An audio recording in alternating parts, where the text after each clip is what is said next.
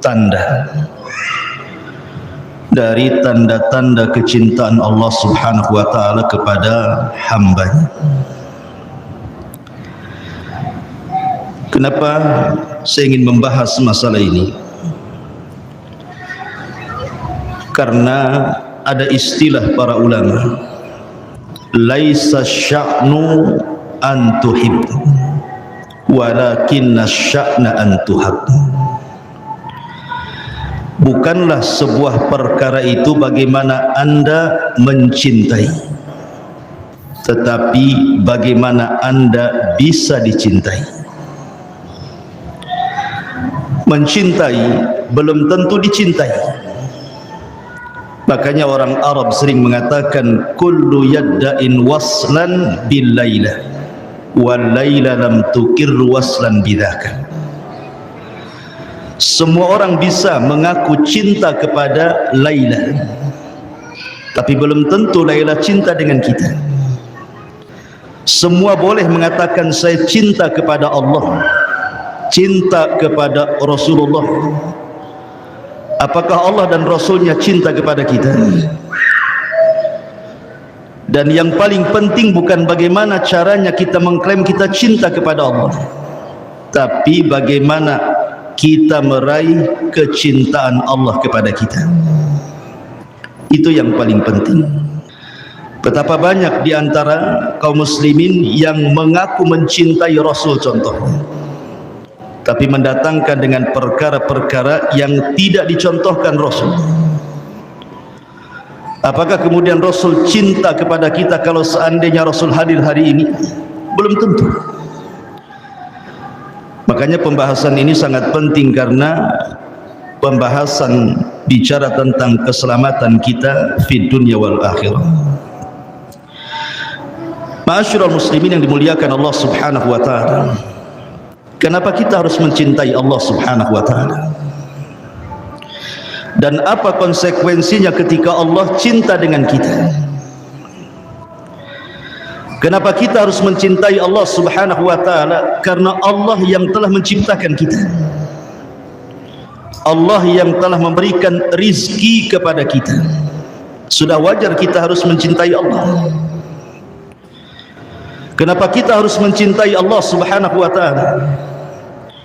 Karena Allah Subhanahu wa taala menciptakan kita tidak dibiarkan begitu saja, tetapi diutus kepada kita seorang nabi dan rasul yang menyelamatkan kita di dunia sampai ke akhirat. Kenapa kita harus mencintai Allah Subhanahu wa taala? Karena Allah Subhanahu wa taala jadikan kita umat terbaik. Kuntum khaira ummah, kata Allah, kalian sebaik-baik umat. Ukhrijat linnas, yang dikeluarkan kepada manusia. Kenapa kita harus mencintai Allah Subhanahu wa taala? Karena Allah Subhanahu wa taala sudah menyediakan nikmat yang besar dengan amalan yang kecil. Anda bisa bayangkan, mungkin di antara kita ada yang usianya 50 tahun dia sudah meninggal, 60 tahun sudah meninggal, kemudian ditakdirkan menjadi penduduk sorga. Dia kekal di sorga selama-lamanya dengan kenikmatan yang tidak pernah dilihat mata, didengar telinga, terlintas pun tidak. Itulah kenapa kita harus mencintai Allah Subhanahu wa taala. Kenapa kita harus mencintai Allah Subhanahu wa taala? Karena setiap malam, sepertiga malam akhir, Allah itu turun, kemudian mengatakan kepada kita semuanya hambanya, man yad'uni fa astajibah, wa man yas'aluni fa u'tiyah, wa man yastaghfiruni fa aghfirlah. Siapa yang berdoa aku kabulkan, siapa yang meminta ku kasih, siapa yang beristighfar meminta ampun ku berikan ampunannya. Kira-kira ada raja dunia yang paling kaya menawarkan kekayaannya kepada manusia? Tidak ada, kecuali Malikul Muluk, Allah Subhanahu wa taala. Sudah pantas kita mencintai Allah Subhanahu wa taala. Kenapa Allah Subhanahu wa taala harus kita cintai? Sebab Kalau Allah Subhanahu wa taala mencintai kita, apa yang terjadi? Nadahu Jibril. Allah akan panggil Jibril. Kemudian Allah katakan kepada Jibril, ya Jibril, inni uhibbu fulana. Jibril, aku suka dengan si fulan. Fahibbahu, kau harus cinta juga dengan dia. Maka kemudian Jibril menyeru seluruh malaikat yang ada di bumi, yang ada di langit, yang ada di arsy, yang jumlahnya tidak ada yang tahu kecuali Allah. Apa kata Jibril? Ya malaikat Allah, innallaha ahabba fulanan faahibbuhu. Wahai malaikat-malaikat Allah, dimanapun kalian berada, Allah telah mencintai seorang hamba, maka kalian wajib cinta kepada dia. Maka semua malaikat mencintai orang ini. Kemudian Allah Subhanahu wa taala menanamkan kecintaan kepada seluruh makhluk yang ada di bumi kepada dia. Lalu apa manfaatnya kita dicintai oleh manusia? Di zaman Rasul ada jenazah yang sedang lewat, kemudian dipuji karena kesolehannya. Rahimallah fulan, semoga Allah merahmati si fulan. Fulan rajulun saleh, si fulan orang yang saleh. Maka kemudian Rasul mengatakan wajabat lahul jannah, maka jenazah yang dipuji manusia itu wajib masuk surga. Lalu apa faedahnya malaikat mencintai kita? Yang mencatat amalan kita itu malaikat, yang mengangkat amalan kita ke langit sampai ke arsy Allah juga malaikat, yang mencabut nyawa kita juga malaikat. Bayangkan kalau malaikat-malaikat itu cinta kepada kita, apa yang terjadi? Tentu Allah Subhanahu wa taala akan memberikan taufik kepada kita. Disinilah wajibnya kita mencintai Allah Subhanahu wa taala. Sebab kalau Allah Subhanahu wa taala sudah mencintai kita, ikhwan, maka Allah Subhanahu wa taala berikan kematian terbaik kepada kita. Sebagaimana Rasul mengatakan, innallaha idza ahabba 'abdan ista'malahu. Allah kalau suka dengan seorang hamba, maka Allah Subhanahu wa taala akan ista'malahu. Apa ista'malahu itu? Sahabat bertanya. Kata Nabi sallallahu alaihi wasallam, yuhayyi lahu khaira khawatimihi. Maka Allah Subhanahu wa taala akan sediakan kematian terbaik kepada dia. Allah akan sediakan kematian terbaik kepada dia. Kita tahu bahwa ketika saya, Anda atau siapapun lahir dari perut ibu kita, siapa yang menangis, siapa yang tertawa? Bayi itu menangis saat dilahirkan dan orang-orang di sekitarnya tertawa, kan? Tapi lihat saat kematian, siapa yang menangis, siapa yang tertawa? Kalau yang meninggal ini seorang mukmin yang mencintai Allah dan dicintai Allah, dia tertawa sementara orang di sekitarnya menangis. Karena malaikat membisikkan di telinganya dan mengatakan, alla takhafu wa la tahzanu wa abshiru bil jannati allati kuntum tu'adun. Jangan takut, jangan sedih, Allah janjikan surga kepadamu. Maka malaikat mengatakan, ya ayyatuhan nafsul mutmainnah, irji'i ila rabbiki radiyatan mardiyah. Hei jiwa yang tenang, keluar. Engkau sudah ditunggu dengan keridhaan Allah Subhanahu wa taala. Maka ruh itu keluar dengan sangat tenang dan tidak susah payah. Berapa banyak orang-orang yang sakaratul maut berbulan-bulan tak mati-mati, tapi ruhnya seorang mukmin sekejap saja dia dicabut, dan hanya merasakan keperitan sebentar, itu pun sebagai penggugur dosa terakhir dia. Kemudian masuk ke alam kubur, kemudian ditampakkan di sebelah kirinya neraka.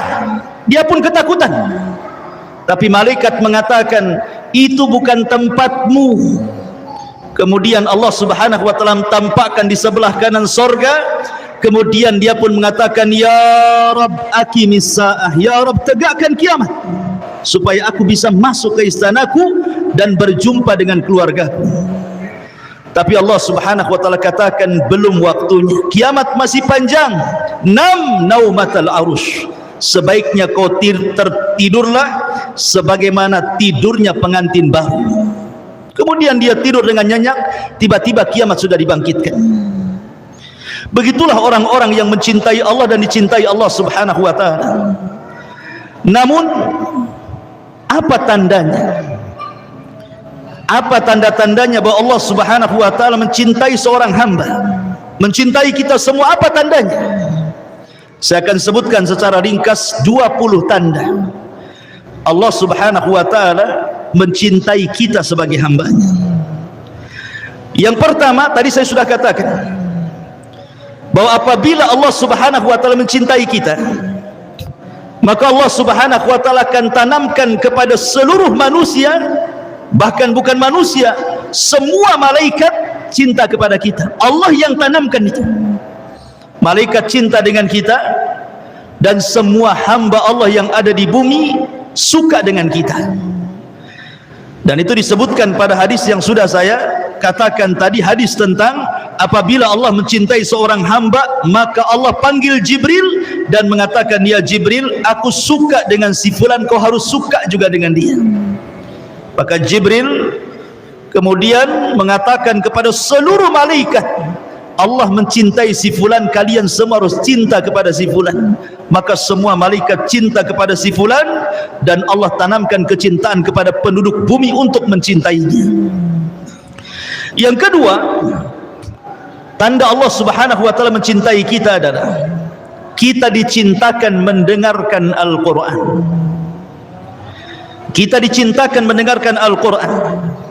Al-Hafidh Ibn Rajab Al-Hambali rahimahullahu ta'ala mengatakan, min a'zami ma yahsulu bihi mahabbatullahi ta'ala minan nawafili tilawatil Quran. Seagung-agungnya seseorang hamba mendapatkan kecintaan kepada Allah Subhanahu wa ta'ala dari perkara-perkara sunnah adalah ketika dia suka membaca Al-Quran dan mendengarkan Al-Quran.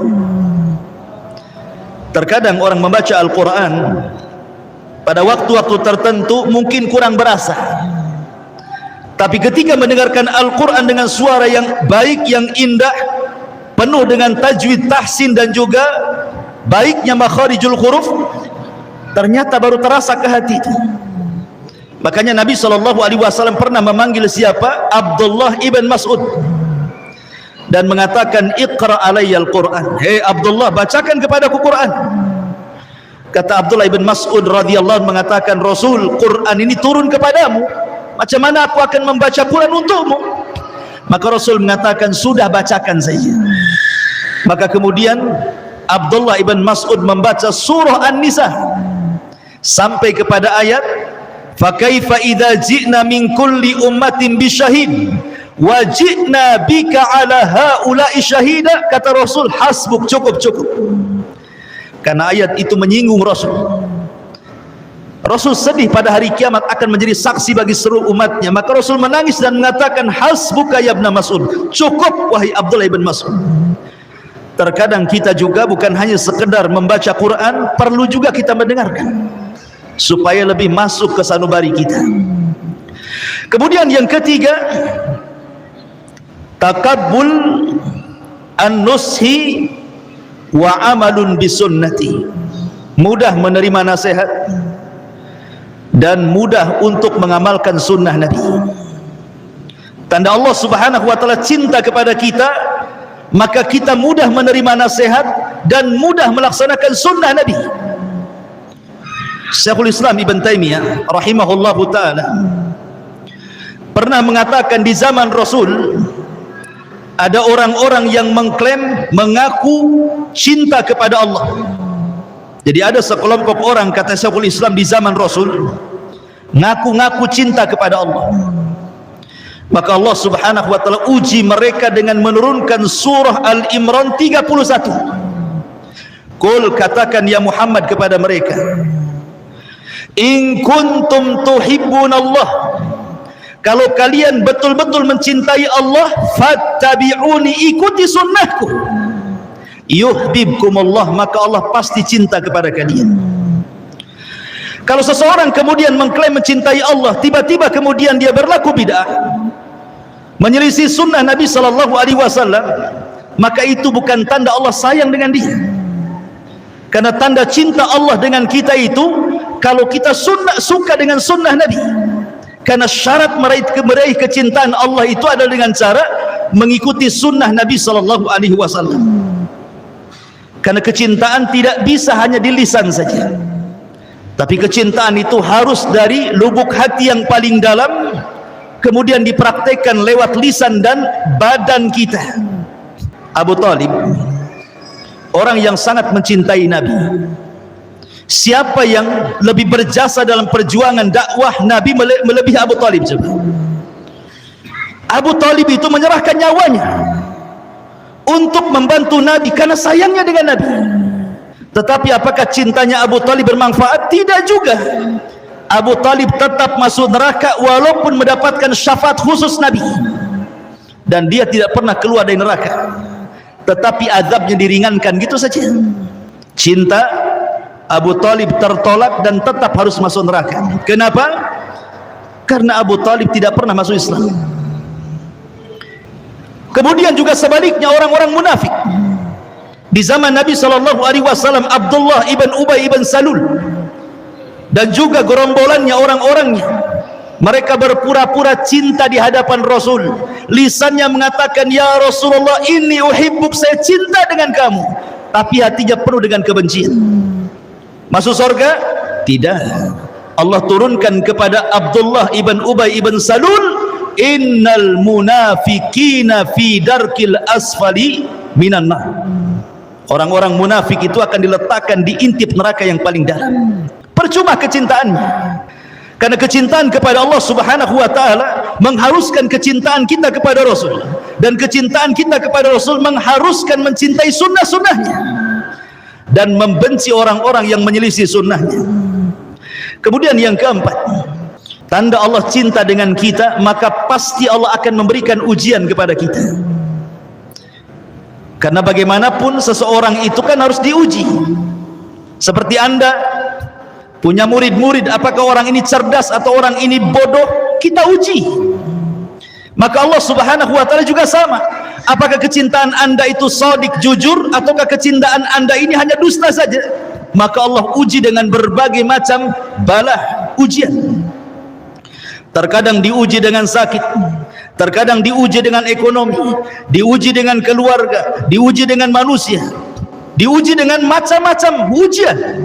Makanya Allah mengatakan, innallaha idza ahabba 'abdan ibtalahu. Allah kalau suka dengan hamba, Allah uji dia. Allah uji dia, apakah dia sabar atau tidak. Kalau dia sabar, berarti memang dia dicintai Allah Subhanahu wa taala. Kalau tidak sabar, maka dia belum meraih kecintaan Allah. Karena lanjutan hadisnya Rasul mengatakan, faman radiya falahur ridha wa man sakhita falahus sukhtu. Siapa yang ridha dengan ujian, maka Allah senang dengan dia. Siapa yang benci dengan ujian, Allah pun benci dengan dia. Ma'asyiral muslimin yang dimuliakan Allah Azza wa Jalla, Nabi ketika pulang dari Taif, bayangkan 18 kabilah berkumpul di Mekah sepeninggal Abu Talib dan Khadijah yang disebut dengan Amul Hazni, tahun kesedihan. Rasul diancam, berani kau berdakwah terang-terangan, kami bunuh. Akhirnya Nabi SAW terpaksa harus hijrah ke Taif, mencari lahan baru untuk berdakwah.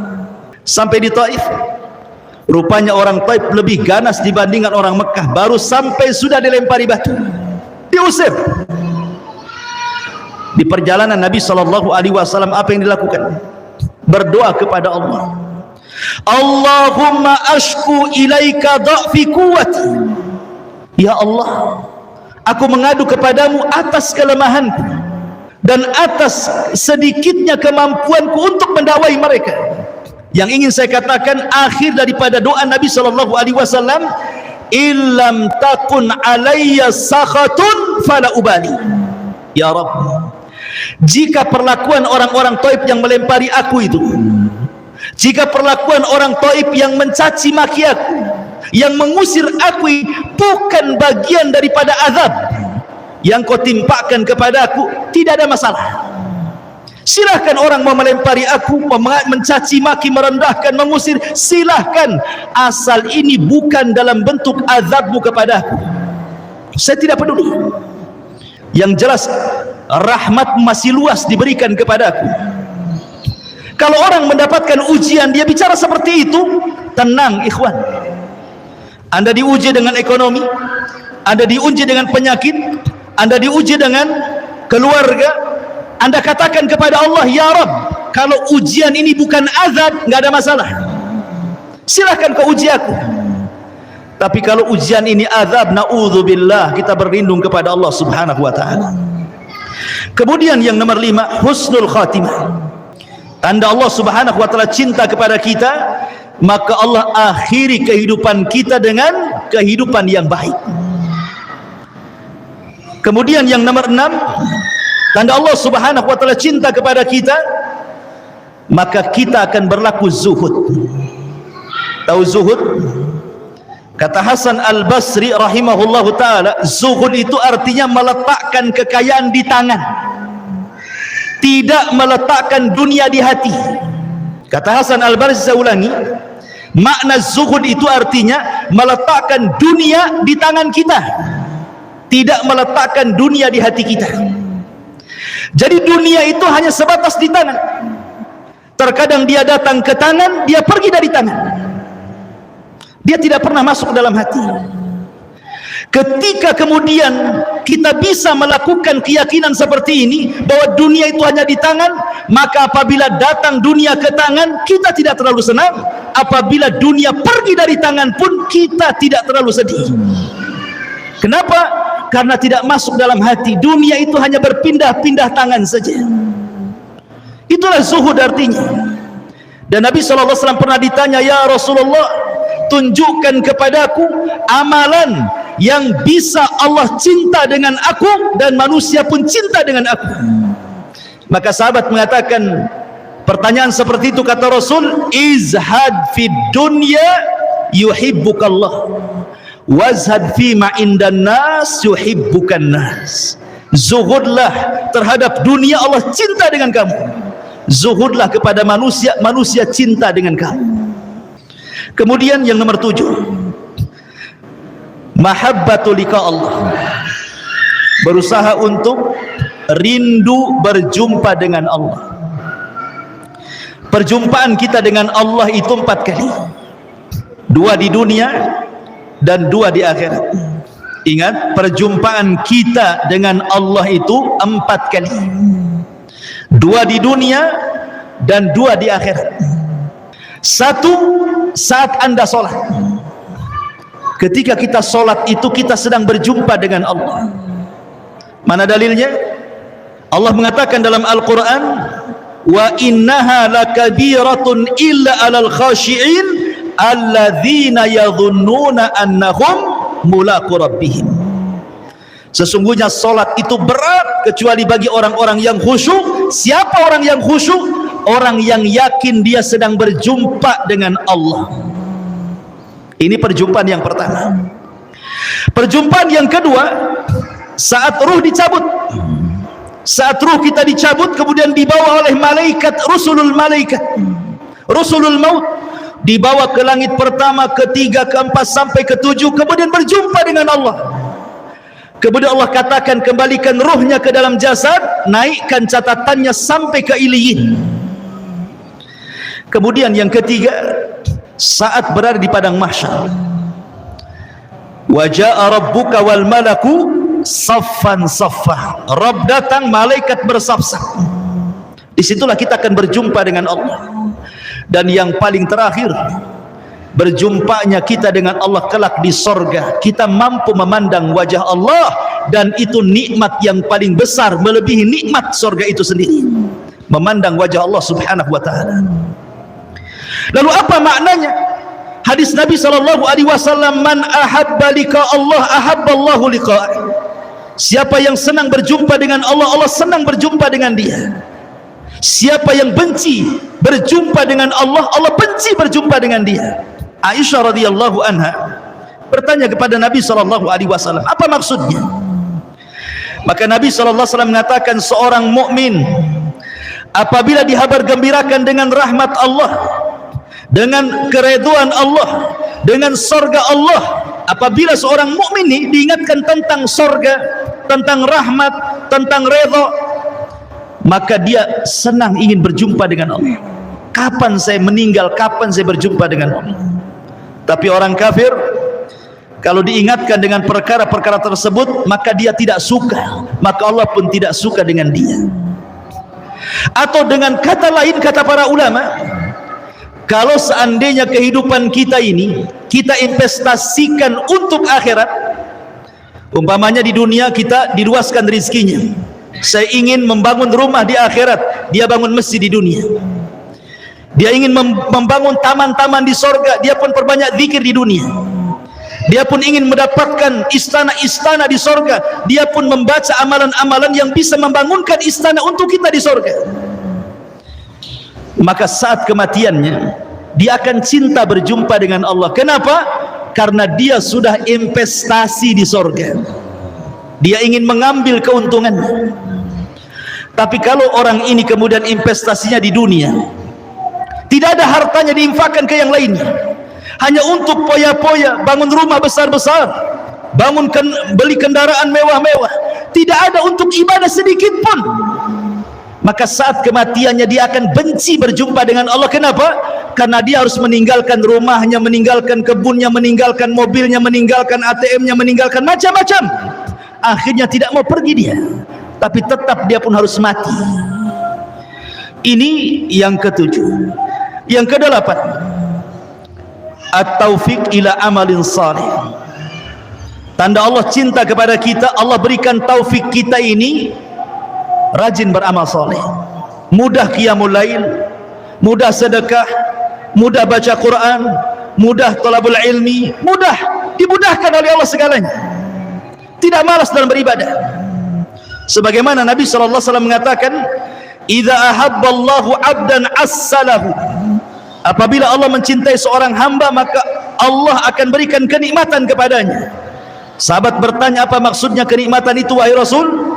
Maka Rasul mengatakan, yuwaffiq lahu amalan salihan, maka Allah berikan taufik untuk mudah mengamalkan amal saleh. Kemudian yang nomor 9, hubbu dzikrillahi azza wa jalla. Tanda Allah cinta dengan kita adalah ketika kita banyak menyebut nama Allah.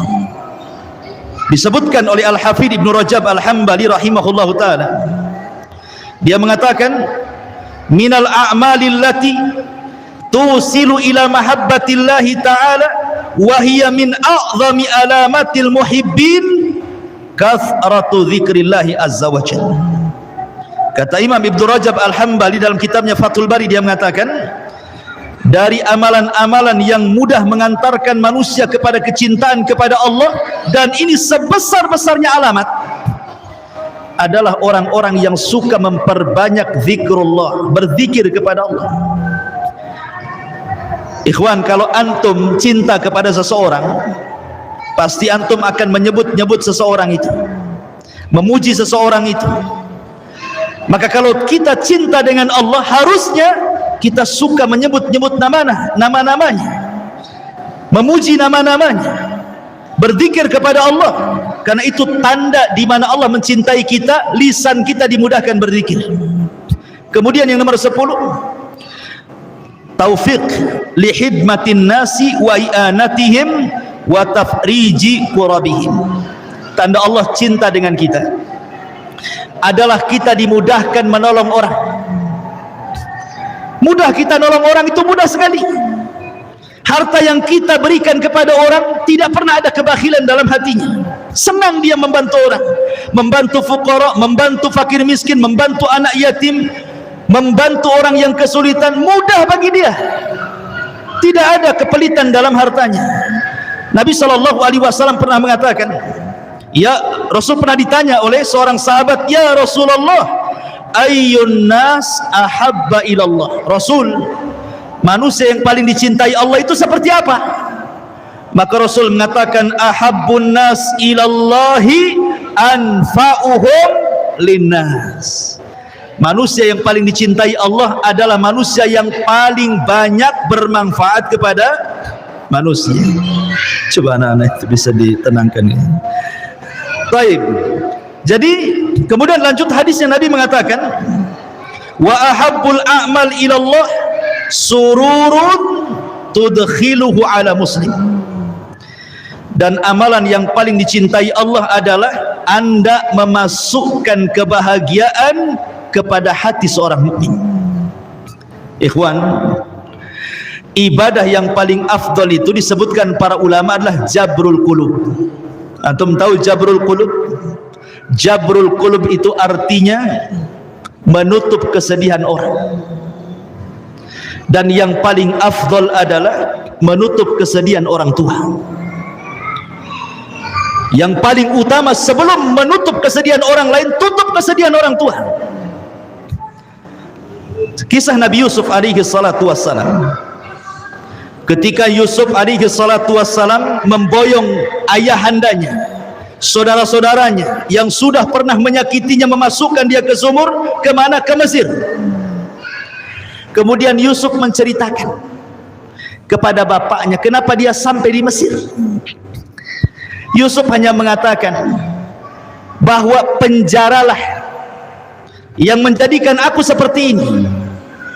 Coba bayangkan, penjaralah yang menjadikan aku seperti ini.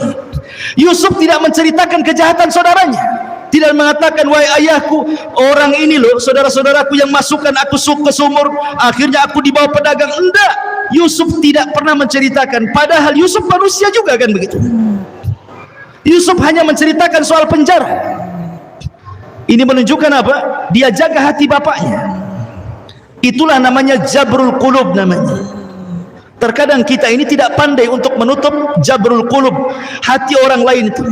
Anda bayangkan ikhwan, ada manusia ini sudah sibuk dengan keluarganya, sudah sibuk dengan kerjaannya, sudah sibuk dengan anak-anaknya, sudah sibuk dengan urusan dia. Tiba-tiba kita datang menyakiti dengan lisan kita. Kita tiba-tiba datang menyakiti hati dia, makin sibuk lagi dengan kata-kata kita kan begitu. Orang itu sudah sibuk masing-masing, jangan disibukkan lagi dengan kita. Harusnya kita masukkan kebahagiaan kepada orang lain.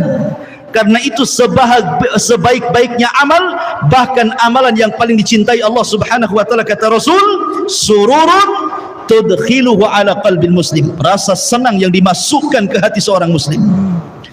Kemudian yang nomor 11, taufik li husnil khuluq. Tanda Allah cinta kepada kita tampak dari akhlak kita. Akhlak itu terbagi 3, dari leher ke atas, kemudian kedua tangan, dan dari atas kepala sampai kaki, kata ulama.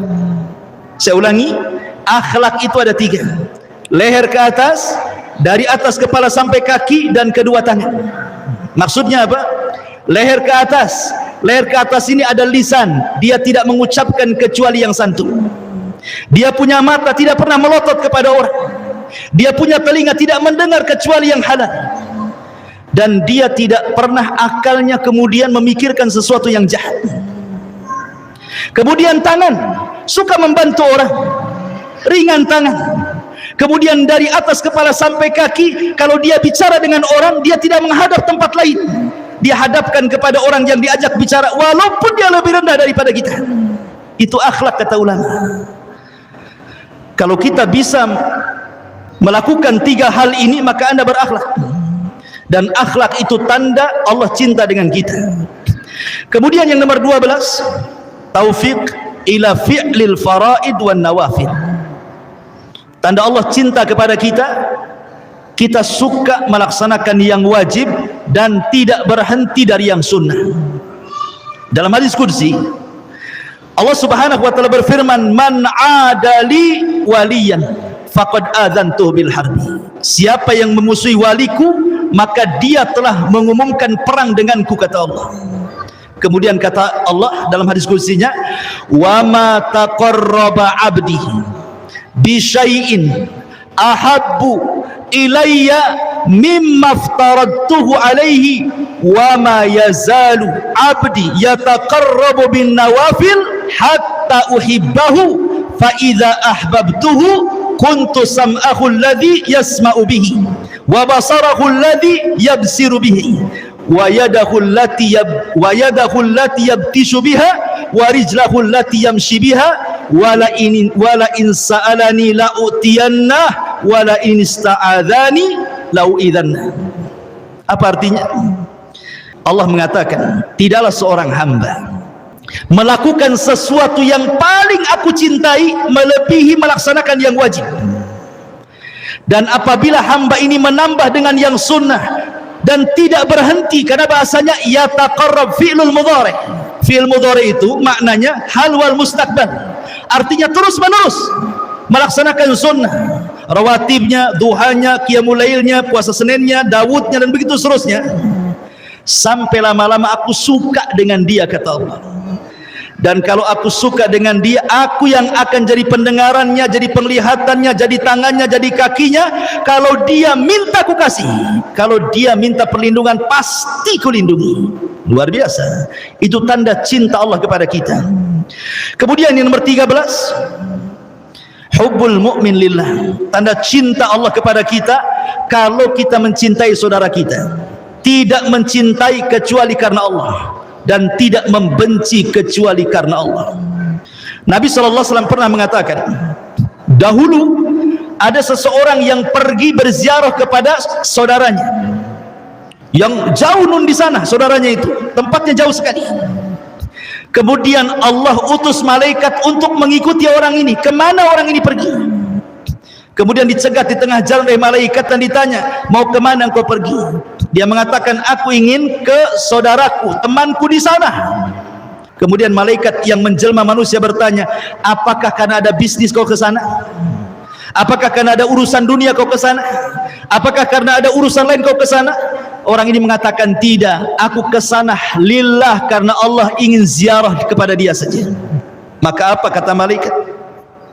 Malaikat mengatakan, demi Allah, maka Allah Subhanahu wa ta'ala akan mengirim 70.000 malaikat bersama dia.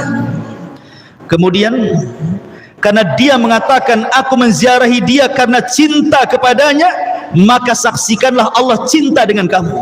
Subhanallah. Hadis ini keluarkan Imam Muslim. Jadi tanda Allah cinta dengan kita, artinya kita dicintakan dengan saudara kita karena Allah, bukan karena urusan dunia. Yang nomor 14, kita dijauhkan dari fitnah dunia. Ya, sebagaimana saya katakan, zuhud itu tidak harus miskin. Orang kaya pun bisa zuhud. Tetapi dunia yang sampai kepada dia tidak memfitnah dia. Anda tahu ceritanya Imam Ahmad? Imam Ahmad itu ditekan dan disiksa oleh 3 penguasa. Pertama, Khalifah Ma'mun. Ketika itu Imam Ahmad diminta untuk berjumpa dengan Khalifah Ma'mun untuk disiksa. Tapi Imam Ahmad berdoa, ya Allah, jangan pertemukan wajahku dengan Ma'mun. Akhirnya belum berjumpa, Ma'mun meninggal. Kena doanya Imam Ahmad, doa yang dizalimi, mustajab. Ya. Kemudian Khalifah Ma'mun berwasiat kepada keponakannya Al-Wathiq, jangan tinggalkan akidah Mu'tazilah. Akhirnya Wathiq pun tetap menyiksa Mu'tasim dulu, Khalifah Mu'tasim pun tetap kemudian mengambil pandangan Mu'tazilah dan menyiksa para ulama, sampai 4 ulama besar meninggal di penjara. Muhammad ibn Nuh meninggal di penjara, Nu'aim ibn Hamad meninggal di penjara, Al-Buaiti meninggal di penjara, kemudian An-Nasr Al-Khuzai meninggal di penjara. Kecuali Imam Ahmad selamat, dia tidak meninggal di penjara. Ketika Mu'tasim meninggal, ganti dengan Wathiq. Kemudian Wathiq meninggal, disiksa juga Imam Ahmad, ganti dengan khalifah yang keempat, namanya Mutawakkil. Barulah di zaman Mutawakkil 2 tahun berkuasa, ahli sunnah kembali tinggi, Mu'tazilah hilang. Sehingga Imam Mutawakkil ingin menghormati Imam Ahmad, dikasih uang banyak-banyak, hadiah banyak-banyak, sebagai imbalan dan sebagai penebusan dosa para penguasa sebelumnya. kasih uang banyak. Tapi Imam Ahmad menolaknya, dikembalikan kepada penguasa.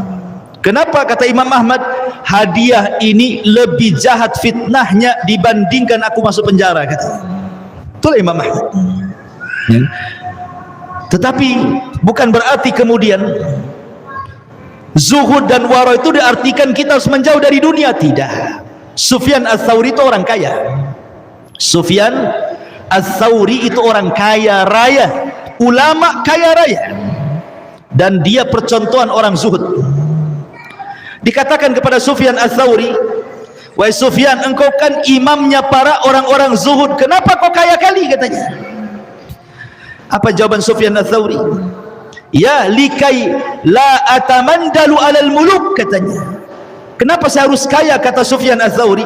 Biar aku tidak menjilat penguasa, biar tidak aku mencari keuntungan di penguasa, sehingga lisanku terkunci untuk menyampaikan kebenaran. Kalau aku kaya, aku bisa bicara sesukaku, kata Sufyan Ats-Tsauri. Jadi zuhud tidak mesti miskin, kaya pun boleh zuhud. Yang penting letakkan kekayaan di tangan, jangan dimasukkan ke dalam hati. Itu kuncinya saja. Kembali bahwa tanda Allah cinta dengan kita ketika kita dijauhkan dari fitnah dunia.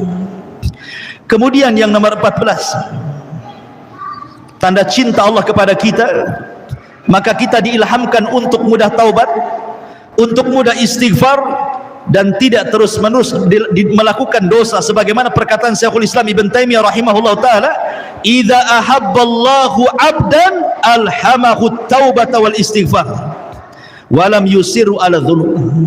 Kata Ibnu Taimiyah, apabila Allah cinta dengan seorang hamba, Allah ilhamkan taubat, istighfar, dan dia tidak menerus dalam dosa.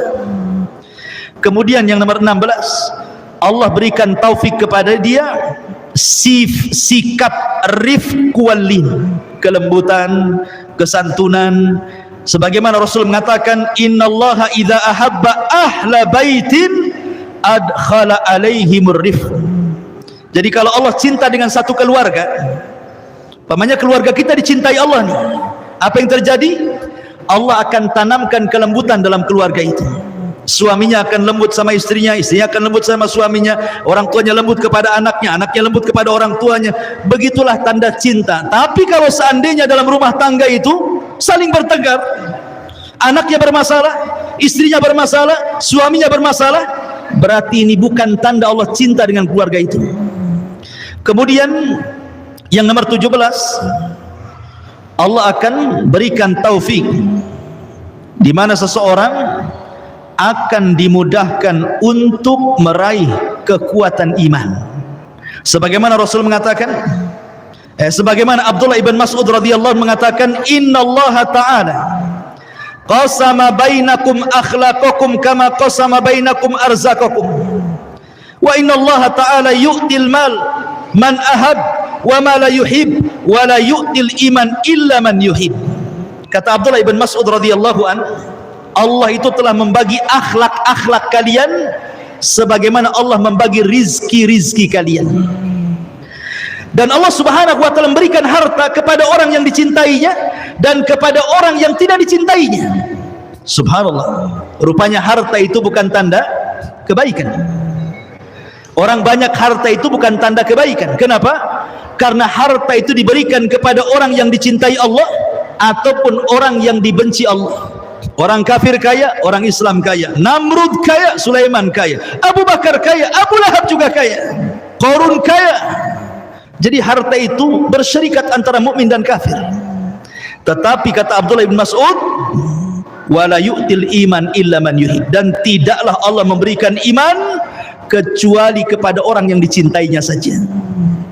Kemudian yang nomor 18, seseorang apabila dicintai Allah subhanahu wa ta'ala, tandanya adalah dia redha dengan qada wal qadar.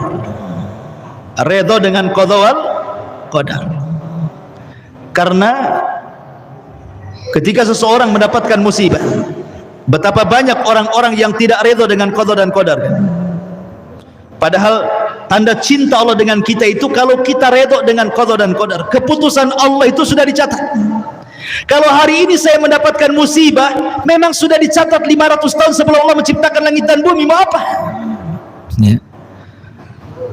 Makanya kenapa beriman kepada qada dan qadar itu penting? Kenapa? Kalau datang kebahagiaan, kalau datang nikmat tidak terlalu senang, kalau mendapatkan musibah tidak terlalu sedih, karena semua sudah dicatat di Lauhil Mahfuz. Kemudian yang nomor 19,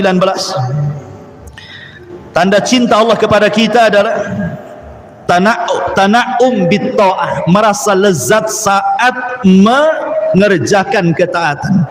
Kayaknya khusyuk solat itu, baca Quran sedap, Ya kan? solat malam tak ada ngantuk, senang dia. Ya. Kalau orang disenangkan untuk beribadah, berarti tanda Allah cinta dengan dia. Dan yang terakhir, tanda Allah subhanahu wa ta'ala cinta dengan kita, Allah permudah semua proses dia, sejak hidup, kematian, alam kubur, hisab, sampai Allah masukkan ke dalam surga. Allah mudahkan semuanya. Fa amman a'ta wattaqa wa saddaqa bil husna fasanuyassiruhu lil yusra. Apa makna fasanuyassiruhu lil yusra? Fasanuyassiruhu, maka kami mudahkan jalannya, yang dia sudah mudah berjalan di situ. Dia sudah mudah melakukan solat, melakukan puasa, melakukan zikir, baca Quran, mudah bagi dia. Allah mudahkan lagi, sehingga dia diakhiri kehidupannya dengan kemudahan. Masuk kuburan Allah mudahkan, masuk padang mahsyar Allah mudahkan, titian siratal mustaqim Allah mudahkan, masuk ke dalam surga pun Allah mudahkan. Dan itulah tanda Allah cinta dengan kita. Inilah di antara 20 tanda di mana Allah subhanahu wa ta'ala mencintai kita. Mudah-mudahan kita diberikan taufik oleh Allah subhanahu wa ta'ala. Allah mencintai kita dan kita senantiasa mencintai Allah subhanahu wa ta'ala.